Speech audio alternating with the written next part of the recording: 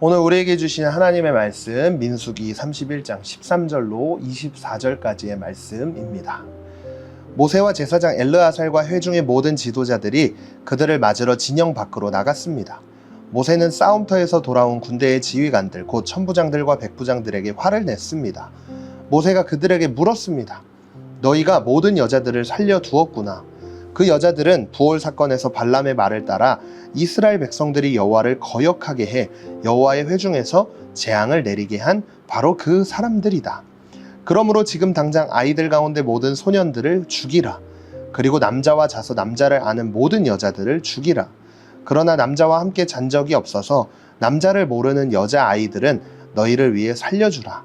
너희는 7일 동안 진 밖에 있어야 한다. 너희나 포로 가운데 누구를 죽인 사람이나 죽임당한 사람을 만진 사람은 셋째 날과 일곱째 날에 스스로를 정결하게 해야 한다. 또한 모든 옷이나 가죽 물건이나 염소털로 만든 것이나 나무로 만든 것을 다 정결하게 해야 한다. 그러자 제사장 엘르아살이 싸움터에 갔다 온 군사들에게 말했습니다. 여호와께서 모세에게 명령하신 율법의 요구사항은 이것이다. 금, 은, 청동, 철, 양철, 납 등 불에 견딜 수 있는 것은 다 불에 넣어서 정결하게 하라. 또한 이것은 정결하게 하는 물로도 정결하게 해야 한다. 그리고 불에 견디지 못하는 것은 물에 넣도록 하라. 일곱째 날에는 너희 옷을 빨아서 스스로를 정결하게 하라. 그 후에야 너희가 진 안으로 들어올 수 있다. 아멘. 오늘 말씀은 모세가 전쟁에서 돌아온 이스라엘 군대 사람들을 맞이하러 진영 밖으로 나가게 되는 장면으로 시작하고 있습니다. 그런데 모세는 군대의 지휘관에게 화를 내기 시작하죠. 왜 그랬을까요? 군대 사람들이 전쟁에서 이기고 미디안 사람들이 사는 곳에 있는 여자들을 데리고 왔기 때문이었습니다. 하나님께서 이번 전쟁을 통해 미디안 사람들 모두를 심판하시려고 하셨는데 군대 사람들이 몇몇 사람들을 살려서 데리고 온 것은 하나님의 말씀을 제대로 듣지 않고 자기들 마음대로 행동한 것이죠. 그런데 그 당시에는요, 전쟁에서 이기면 그 나라 사람들을 포로로 데려오는 것이 당연했던 일이었어요. 하지만 하나님은 이번 전쟁을 통해 단순히 이기는 것이 목적이 아니라 죄의 씨앗을 완전히 끊어버리기 위해 이 전쟁을 시작하신 것이라고 우리가 어제 말씀을 통해 나눴지 않습니까? 군대 사람들은 하나님의 뜻이 아닌 자기들 마음대로 행동을 했던 것을 알 수가 있죠.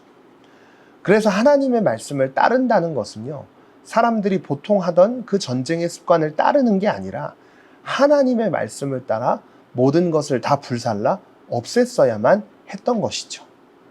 이 말씀을 묵상하면서 이스라엘의 초대 왕이었던 사울의 이야기가 떠오르게 되었어요. 사울 왕도요, 아말렉과의 전쟁을 할 때 하나님께서 모든 것을 다 없애라고 분명하게 말씀을 하셨어요. 좋은 물건들과 가축들을 남겨서 가지고 오게 된 사울의 모습. 근데 사울도요, 그렇게 갖고 온 이유가요, 타당해 보여요. 왜냐하면 그것으로 하나님께 제사를 드리면 하나님이 기뻐하시겠지 생각했기 때문이었고요. 그 당시에 함께했던 백성들이 그렇게 부추겼던 거예요. 하나님이 이 제물로 제사를 받으실 것입니다. 근데 하나님의 뜻보다 사람들의 말과 생각에 흔들렸던 사울은 결국 그 가축들과 물건들을 가지고 오게 되죠.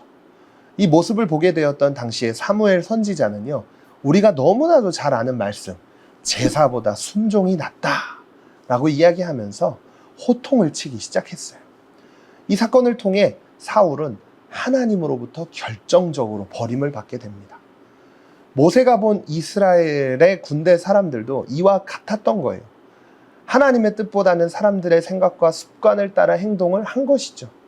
그래서 하나님은 나중에 그들을 정결하게 그리고 다시 깨끗하게 하기 위해 19절부터 방법들을 알려주기 시작합니다. 오늘 말씀을 통해 우리가 알 수 있는 것은 하나님은 죄를 아주 심각하게 생각하는 분이라는 거예요.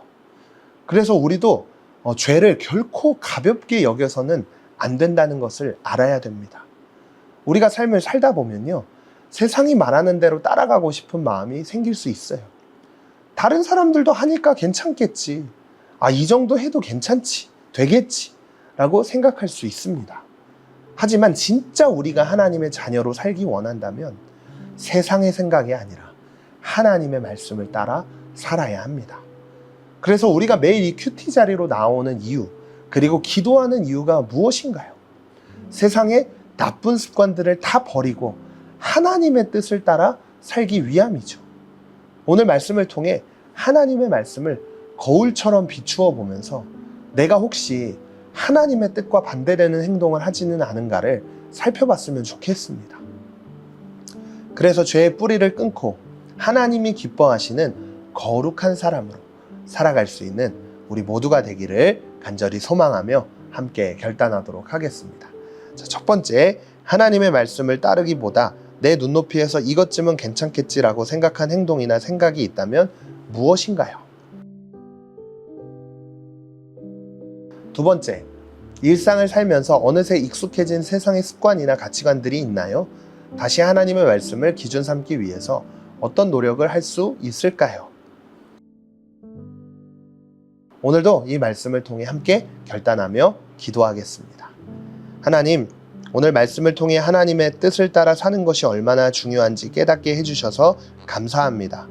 전쟁에서 이긴 이스라엘 군대가 사람들의 생각대로 행동해서 하나님의 말씀을 따르지 않았던 것처럼 우리도 세상이 말하는 대로, 사람들이 하는 대로 따라가려고 할 때가 많습니다. 하지만 하나님, 언제나 우리가 하나님의 말씀을 가장 먼저 생각하고 하나님의 뜻을 우선으로 삼고 순종할 수 있게 도와주세요.